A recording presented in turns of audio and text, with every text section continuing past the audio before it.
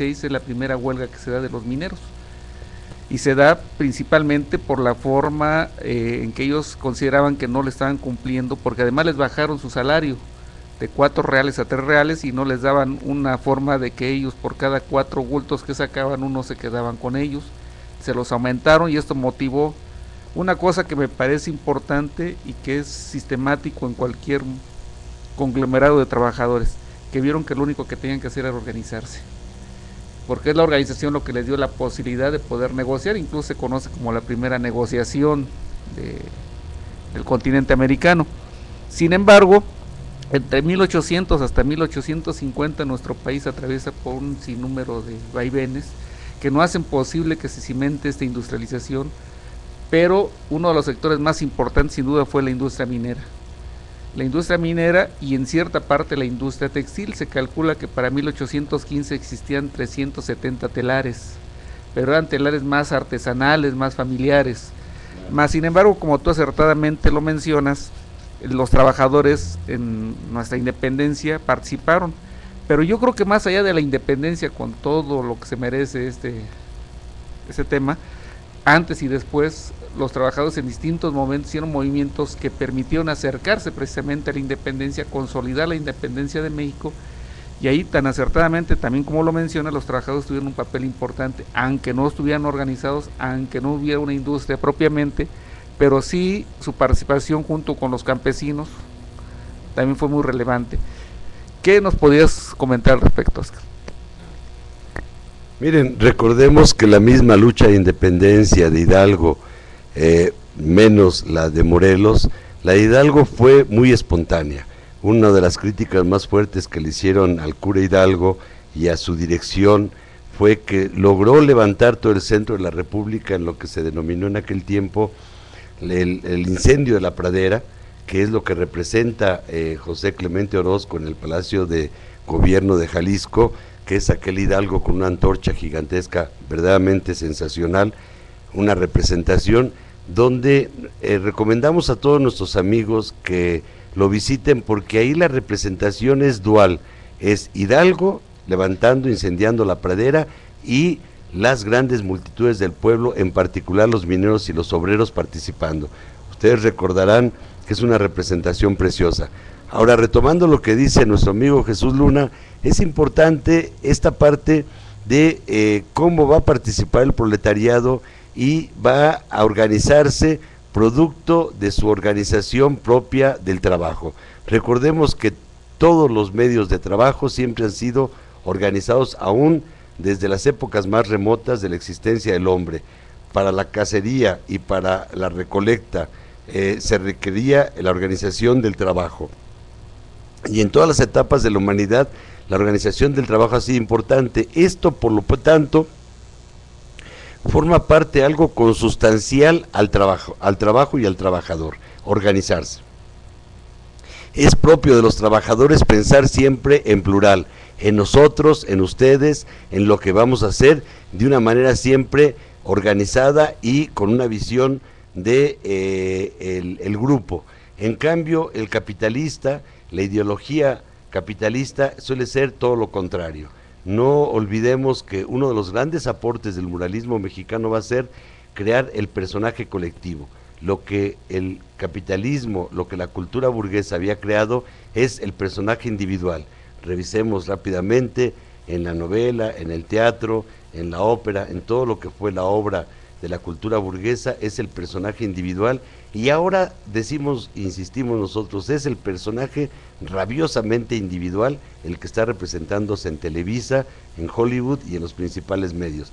En cambio, para el trabajador y para el pueblo, el personaje plural siempre ha sido la constante desde hace mucho tiempo. Claro, cuando viene el capitalismo en nuestro país, cuando llegan las grandes industrias y se establecen las grandes explotaciones, ya no solamente pensaremos en plural, sino de manera más amplia en el proletariado, en la clase social que se representa. Yo quiero comentar 2 episodios que me parecen verdaderamente de una belleza sensacional en nuestra historia. Uno se refiere a la intervención del ejército norteamericano cuando entra desde Estados Unidos, Tampico y Veracruz, desde los puertos, y desde el norte los ejércitos norteamericanos para dominar el país desde 1846, pero sobre todo 1847, y llega hasta la capital después de las derrotas severas de Churubusco, Padierna, Chapultepec, y toma el Zócalo, levantando la bandera norteamericana. Hay claramente en la ciudad tres reacciones que son muy importantes. La primera la cuenta muy bien Guillermo Prieto, son crónicas que están ahí a la disposición de todos nosotros, donde habla de que la Ciudad de México se vació, de que la tristeza permeó a toda la población y de que todos sentimos una humillación verdaderamente brutal. Recordemos que hay un pacto de los gobiernos mexicanos con Estados Unidos para que en la historia de México no se enseñe lo que fue la intervención del ejército norteamericano en nuestro país. Las otras dos expresiones son muy claras. La primera fue la del pueblo en contra de la intervención, siempre, la de los trabajadores, de los talleres, de los pequeños artesanados de la Ciudad de México, siempre en contra de la intervención, y la tercera es la de el aplauso que la burguesía mexicana, siempre vergonzante de sí misma, de su patria, tributó esos aplausos a la intervención norteamericana, y de esos hay muchas constancias, tanto crónicas como grabados y fotografías, del papel que hizo la burguesía mexicana desde 1847, aplaudiendo la entrada del ejército yanqui en nuestro país. Esto no es casual que hoy se siga repitiendo y que lo sigamos viendo con las familias Larrea, con las familias más connotadas de nuestro país, y por supuesto con los Azcárraga en primer lugar. Y un segundo episodio que, para darle la palabra a mis amigos, que hay que recordar, es que en 1867 ya existe en México el primer ferrocarril, el que iba de la Ciudad de México a Veracruz, y todavía estaba concluyéndose la construcción, pero estamos en los años de la intervención francesa, y el ferrocarril se utilizaba precisamente por el ejército francés. Ojo, aclaremos, el ejército francés de 1867 era más poderoso que el norteamericano, Francia era una nación mucho más poderosa, y contra él los ferrocarrileros se levantaron y boicotearon todo el trabajo de Maximiliano y el ejército francés, y fue otra vez un gran gremio de nuestro país, el de los ferrocarrileros, el que saboteó ese trabajo y ayudó a la derrota de la intervención francesa. Ok, bueno, yo quisiera que nos fuéramos, si pudiéramos, a lo mejor no por décadas, pero sí un poquito más pausado para poder ir narrando cómo se va desarrollando el capitalismo en México y cómo se va también desarrollando la aparición de una clase que, si bien existía desde la colonia, que era la asalariada, no era la principal forma de producción. En cambio, en este siglo, 1800, empiezan a sentarse los reales, y de hecho a finales de 1800 ya existe claramente una clase trabajadora asalariada que lucha por sus demandas, pero originalmente no era así. No. Digamos que originalmente, a partir de la independencia, esa burguesía que ahora ya criticamos, en ese momento era la clase revolucionaria, la que estaba rompiendo con toda la estructura feudal que en México estaba muy marcada, mucho más marcada que en otros países, como bien lo señala el licenciado Luna, y que pues en México había asentado sus reales porque pues mantenía un imperio que en ese momento era el imperio, el reinado español. Y quiero corregir, no fue Felipe III el que expidió el decreto para que se vendieran los bienes de la iglesia, sino fue Carlos IV, presionado por su necesidad de recursos para combatir en una guerra que traía contra Inglaterra, porque todos partimos del hecho que fueron los reformistas los que se lanzaron contra la iglesia a vender sus propiedades, pero el primero fue el mismo rey, porque necesitaba dinero. Entonces, con eso empezó a crear ciertas condiciones de ciertas libertades involuntarias que no había en la sociedad de castas y en la sociedad de gremios, donde todo era muy controlado y no cualquiera podía dedicarse a cualquier oficio. Entonces, era todo un rito, toda una, pues, todo un privilegio poder ser oficial de carpintería, en fin, y no se le concedía a nadie. Bueno, dice Rafael Carrillo Azpeita que en 1814, que fue el mismo rey el que decretó que se acabaran todos esos preámbulos y cada quien pudiera dedicarse al oficio que quisiera, pero que nadie le hizo caso, porque obviamente quienes tenían el control de esos oficios hacían su resistencia, y que el mismo José María Morelos y Pavón en 1814 decreta que cada quien puede dedicarse al oficio que quiera, siempre y cuando pues lo haga lícitamente. Eso es muy importante para la historia del desarrollo del capitalismo, porque se sobreentiende que ya había gente con cierto capital que quería dedicarse a alguna labor sin tener que cubrir el requisito de ser hijo de algún conde o vizconde o marqués, que eran simplemente personas que tenían ese dinero, ese capital, y lo querían invertir. Claro, con todo gusto. Miren, compañeros, bien dijo Jesús Luna, México llegó tarde a convertirse en capitalista, cierto, pero también España.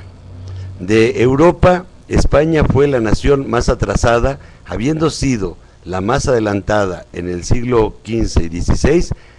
Sin embargo, en el 17 y 18 se va a ir atrasando, y ya lo que va a heredar a América Latina es el atraso. Esto hay que decirlo muy claro, porque mientras que Estados Unidos y Canadá quedan las herencias del capitalismo del norte europeo, inglés sobre todo, pero también francés, holandés y de otras regiones, en América Latina lo que nos van a heredar es el atraso, y esto es terrible porque nuestra burguesía nunca fue como se conoció la norteamericana o la inglesa o la francesa, aquella que se remangaba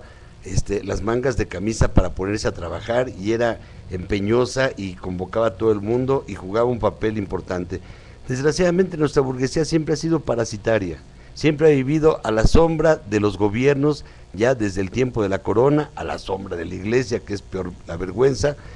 y a la sombra del Estado mexicano. Veamos cómo se han conformado las grandes fortunas de México desde el siglo XIX y en el siglo XX, y no ha sido porque hayan construido, porque hayan arriesgado sus capitales, ha sido gracias a la sombra del Estado. Esto está clarísimo. Slim, los Larrea, los Azcárraga, todos han formado sus grandes fortunas a la sombra del Estado y beneficiándose del capitalismo de Estado en otra etapa del capitalismo monopolista de Estado. Ahora regresemos al siglo XVIII y XIX. ¿Qué sucede en el XVIII y XIX? Yo aquí recomendaría un libro clásico de la literatura mexicana, que es La dialéctica de la economía mexicana de Alonso Aguilar, que es el primer estudio que establece cuándo adviene, cuándo en México se establece el capitalismo.